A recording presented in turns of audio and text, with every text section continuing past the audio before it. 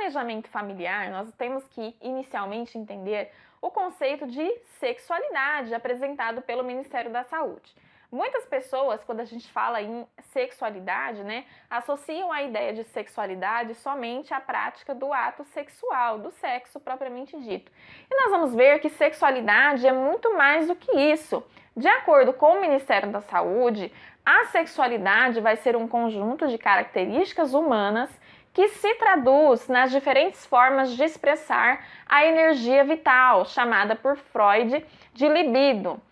que quer dizer energia pela qual se manifesta a capacidade de se ligar às pessoas, ao prazer, ao desprazer, aos desejos e às necessidades, à vida. Então, como eu já disse, comumente as pessoas associam a sexualidade ao ato sexual,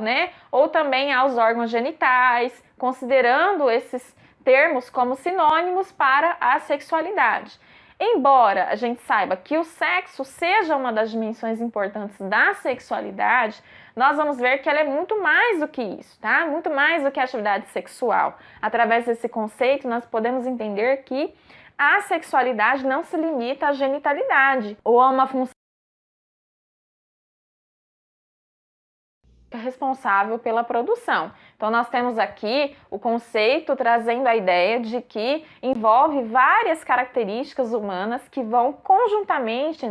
fazer com que o indivíduo traduza de forma prática a expressão da sua energia vital, manifestando-se, através da sua capacidade de se ligar a outras pessoas, através de prazer ou até do próprio desprazer, da expressão dos seus desejos, das suas necessidades, da sua vida em si. Quando a gente fala em planejamento familiar, é importante nós falarmos da Lei número 9.263, de 12 de janeiro de 1996, que é uma das leis mais cobradas pelas bancas em relação ao tema do planejamento familiar, porque essa lei vai regular o 7º parágrafo do artigo 226 da Constituição Federal, que trata do planejamento familiar e estabelece penalidades e dá outras providências.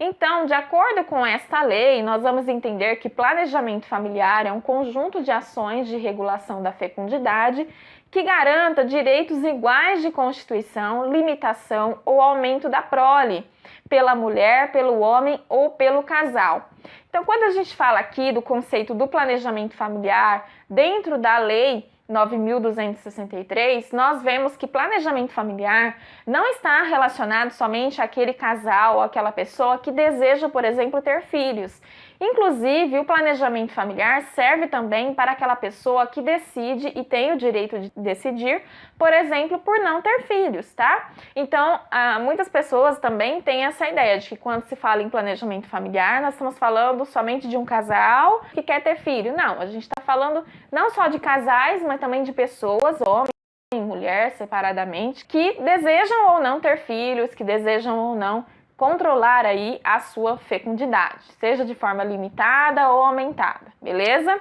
Esta mesma lei, no seu artigo 9, vai dizer que para o exercício do direito ao planejamento familiar, serão oferecidos todos os métodos e técnicas de concepção e de contracepção cientificamente aceitos e que não coloquem em risco a vida e a saúde das pessoas, garantida a liberdade de opção, que é o que eu acabei de falar, tanto daquela pessoa que quer ter filho, como daquela que não quer mais ter ou que não quer nunca ter, tá? Então aqui nós estamos falando da oferta de informações, de aconselhamento, de acompanhamento clínico e de um leque de métodos e técnicas anticoncepcionais sendo disponibilizados aí aos indivíduos. Nesse sentido, nós temos que pensar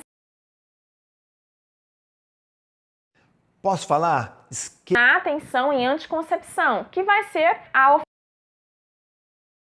oferta de informações, de aconselhamento, de acompanhamento clínico e desse leque de métodos e técnicas anticoncepcionais cientificamente aceitos que não coloquem em risco a vida e a saúde das pessoas, tanto para homens quanto para mulheres, para adultos e também para adolescentes, sempre respeitando a decisão dessas pessoas, a autonomia delas. Então a gente está falando aqui num contexto de escolha livre e informada. As pessoas têm liberdade, têm sim, de tomar suas decisões, mas essas decisões vão ser mais conscientes, porque aqui no caso as pessoas já estão sendo informadas, orientadas, e aí então elas têm autonomia de decidirem sobre a sua vida sexual, mas de forma consciente, de forma orientada, beleza? Então, na atenção em anticoncepção, é muito importante oferecer diferentes opções de métodos anticoncepcionais para todas as etapas da vida reprodutiva, de modo que as pessoas tenham a possibilidade de escolher o método mais apropriado às suas necessidades e também às suas circunstâncias de vida. Cada pessoa tem uma realidade e, dentro dessa realidade, as pessoas podem ter decisões diferentes em relação à utilização desses métodos. A lei e o Ministério da Saúde apontam sobre a importância da abordagem da prevenção das infecções sexualmente transmissíveis, do HIV/AIDS, quando a gente fala em planejamento familiar, devido ao índice, elevado dessas doenças transmissíveis pela via sexual.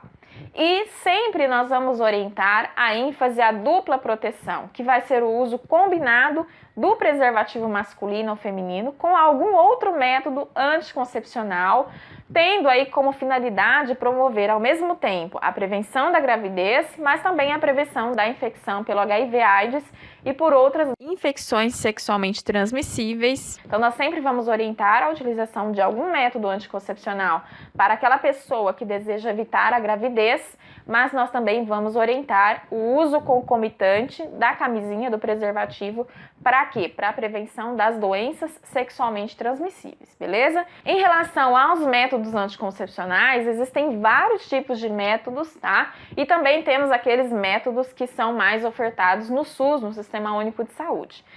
Em relação à classificação dos métodos anticoncepcionais, nós temos os métodos que são temporários e nós temos aqueles métodos que são definitivos. Os temporários são métodos reversíveis, então a partir do momento que a pessoa decide por engravidar, decide por ter filhos, então ela pode interromper a utilização desse método, que é temporário, reversível, para conseguir então planejar uma gravidez, E quando nós falamos daquele casal ou daquela pessoa que não deseja mais de nenhuma forma, ter filho, que realmente quer uma anticoncepção,